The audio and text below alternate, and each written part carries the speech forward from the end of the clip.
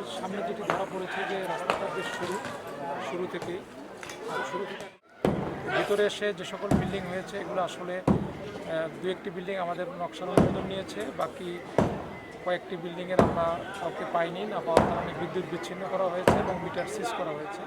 আর দুটি বিল্ডিংয়ে 1.5 লক্ষ করে 3 লক্ষ টাকা জরিমানা করা হয়েছে। বাকি কয়েকটি বিল্ডিংয়ের আমরা কাউকে পাইনি, না পাওয়ার কারণে বিদ্যুৎ বিচ্ছিন্ন করা হয়েছে এবং মিটার সিজ করা হয়েছে।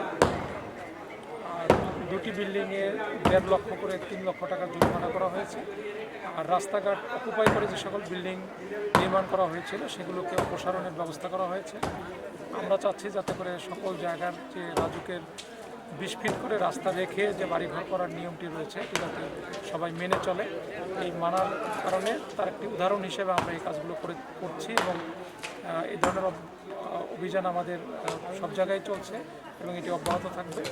এখানে আজকের এই অভিযানের সাথে যুক্ত ছিল জোন 2-এর অথরাইজড অফিসার আমার সাথে।